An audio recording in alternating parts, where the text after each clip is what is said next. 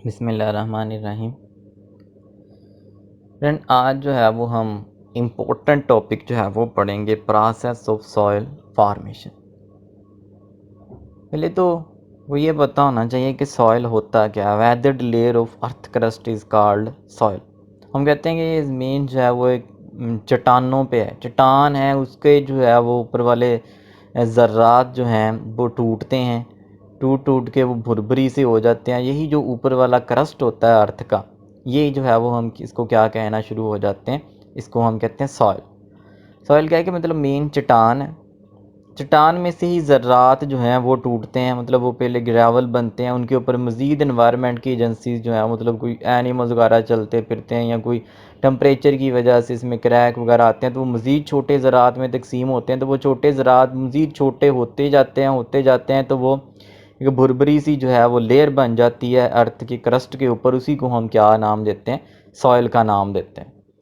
तो ये जो डिफरेंट किस्म की जो है ना वो इन्वायरमेंटल फैक्टर या बायोलॉजिकल फैक्टर या केमिकल फैक्टर जो हैं वो जो चट्टान के ऊपर अमल किए हैं, जिन्होंने उसकी ब्रेक डाउन की है, इस सारे अमल को जो है वो हम क्या कहते हैं, वेदरिंग कहलाते हैं।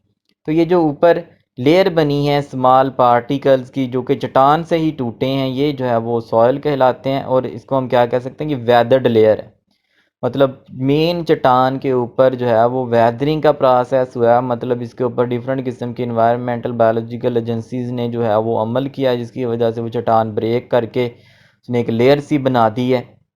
इसको हम वेदर्ड लेयर कहते हैं। और ये वेदर्ड लेयर जब अर्थ क्रस्ट के ऊपर मौजूद है तो this is known as soil. इस प्रोसेस को हम डिटेल से डिस्कस करते हैं कि ये वेदरिंग होती कैसे है, सॉइल जो है वो बनता कैसे है। कि चट्टानें होती हैं, सारे मिनरल जो भी सॉइल के हैं वो सारे के सारे एक्चुअली जो है वो कहाँ से आए हैं, चट्टानों से आए हैं। चट्टानों के अंदर वो मिनरल्स वगैरह, वो ज़र्रात वगैरह जो हमारे सॉइल के हैं, जिनको हम सॉइल पार्टिकल्स का नाम देते हैं, वो सारे के सारे जो है वो कहाँ से डिराइव हुए हैं, वो डिराइव हुए हैं चट्टानों से, वो रॉक्स से डिराइव हुए हैं।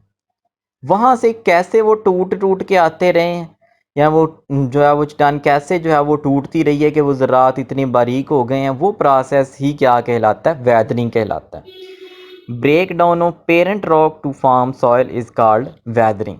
कि पेरेंट रॉक जो है, जो चट्टान है, वो उसके टूटने का प्रोसेस, वो इतना ज़्यादा टूटी जाती है, बहुत ज़्यादा बारीक पार्टिकल्स बन जाते हैं, जिसको हम मट्टी कहते हैं। तो वो सारे के सारे ड्राइव कहाँ से हुए हैं, वो रॉक से ड्राइव हुए हैं, और उसके ऊपर डिफरेंट किस्म के मैकेनिकल और केमिकल फैक्टर्स ने अमल किया।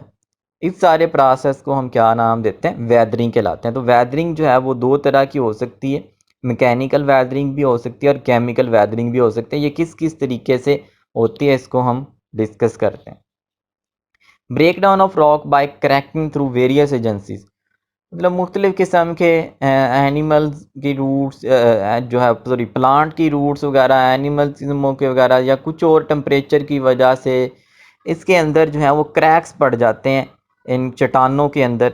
इन सारी एजेंसीज को हम डिस्कस करते हैं। टेम्परेचर पहला जो फैक्टर रॉक के ऊपर उसकी ब्रेक डाउन का बायस बनता है। वेदरिंग है क्या, रॉक्स की ब्रेक डाउन होनी है, चट्टानों की ब्रेक डाउन होना है, उसी को हम वेदरिंग कहते हैं। उसका पहला प्रोसेस किस वजह से चट्टानों की ब्रेक डाउन हो सकती है, टेम्परेचर की वजह से। टेम्परेचर की वजह से कैसे होती है कि देखें, जब सर्दियों में टेम्परेचर कम होता है तो उनमें सिकुड़ती हैं चट्टानें, जब जो है वो गर्मियों में इंक्रीज़ करता है तो फैलने का प्रोसेस। कोई भी मिनरल्स हैं तो वो हीट से जो है वो क्या करते हैं, एक्सपैंड करते हैं। बेशक यहाँ पे बहुत ज़्यादा माइनर किस्म की चेंज होगी, लेकिन ये अल्टीमेटली जो है वो बार बार ये प्रोसेस का होना, टेम्परेचर का कम होना एनवायरनमेंट में, फिर टेम्परेचर का बढ़ना, ये जो है वो क्रैक्स पैदा कर देता है कि इसके अंदर चट्टानों में क्रैक्स जो हैं वो इसकी वजह से पैदा होते हैं। इन माइनर क्रैक्स के अंदर जब वाटर वगैरह जो है वो रन करता है, तो सर्दियों में जब ज़्यादा जो है वो ऐसी जगहों पे जहाँ पे बहुत ज़्यादा टेम्परेचर लो हो जाता है, तो उन क्रैक्स के अंदर जो है बर्फ़ जो है वो जमना शुरू हो जाती है। तो अब पता है कि 4 डिग्री सेंटीग्रेड से जब मज़ीद डाउन जाएँ, तो वाटर के जो मालिक्यूल्स हैं वो जब आइस बनने की तरफ जाते हैं, तो वो थोड़े से फैलते हैं, एक्सपैंड करते हैं।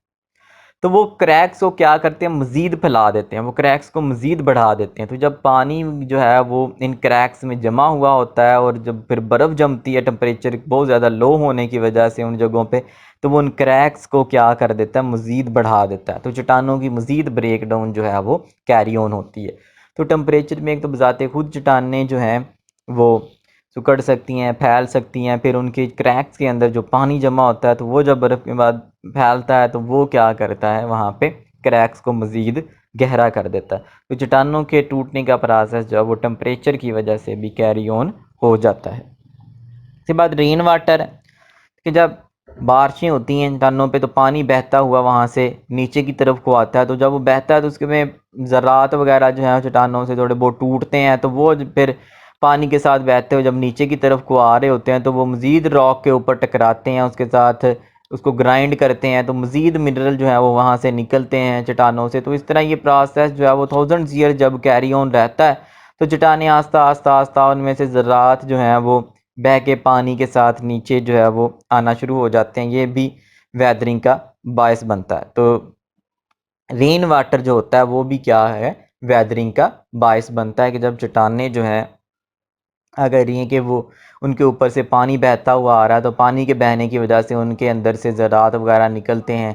उन ज़रात में जो है वो जब वो ज़रात मज़ीद आगे बहते हुए पानी के साथ जाते हैं तो वो मज़ीद ज़रात के वहाँ से निकलने का बायस बनते हैं, क्योंकि वो चट्टान की सतह के ऊपर टकराते हुए आते हैं। थाउजेंड्स ईयर्स जो हैं वो लग सकते हैं। तो ये प्रोसेस जब कैरी ऑन रहता है तो चट्टानें आस्ता आस्ता आस्ता आस्ता क्या होती रहती हैं, ब्रेक डाउन होती रहती हैं, उनमें से मिनरल निकल के जो है वो नीचे अर्थ क्रस्ट के ऊपर जो है वो जमा होते रहते हैं, जो कि सॉइल बनने का बायस बनते हैं। इसके बाद है स्नो।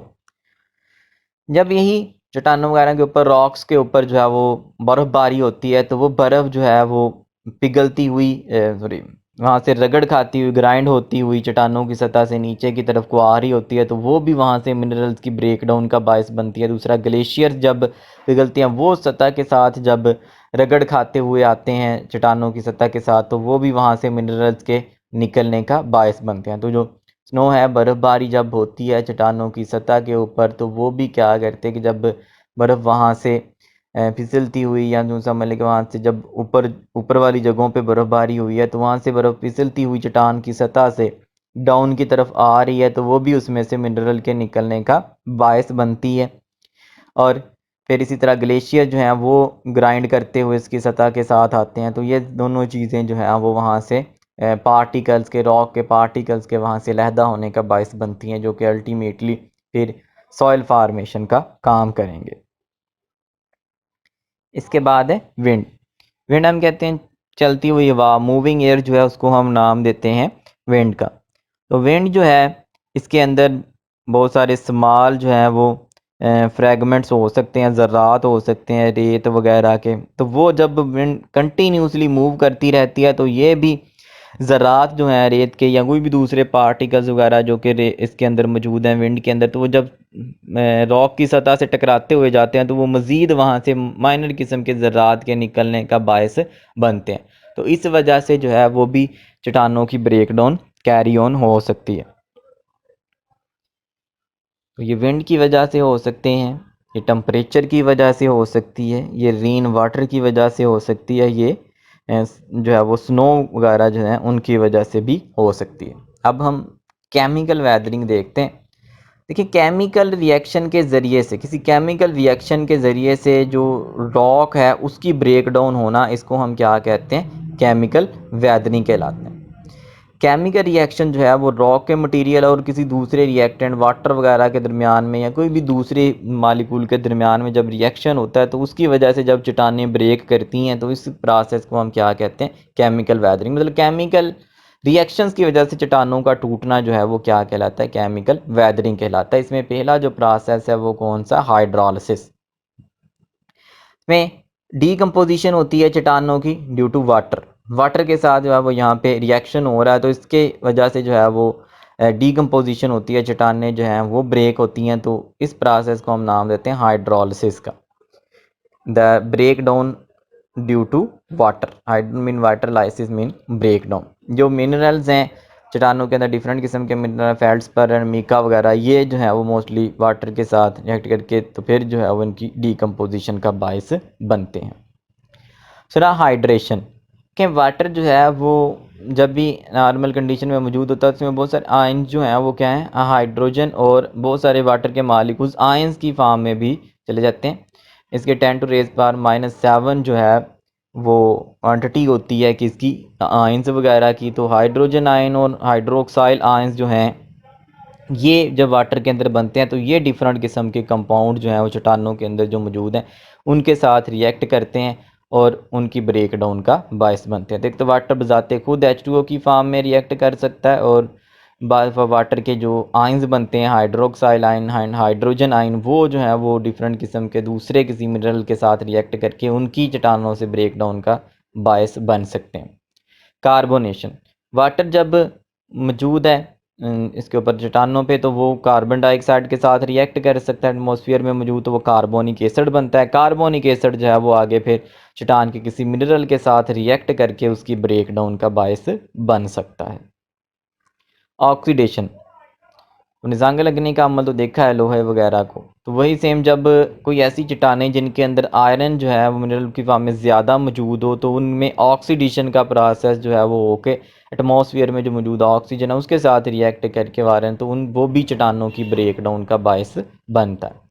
तो ये सारे प्रोसेस जो हैं हमने देखे, ऑक्सीडेशन, हाइड्रेशन, कार्बोनेशन, हाइड्रोलिसिस, ये वाटर जो है सॉरी किसी केमिकल रिएक्टेंट के साथ जो है वो चट्टानों का रिएक्शन हो रहा है, उसकी वजह से चट्टानें जो है वो क्या होती हैं, ब्रेक डाउन हो जाती हैं।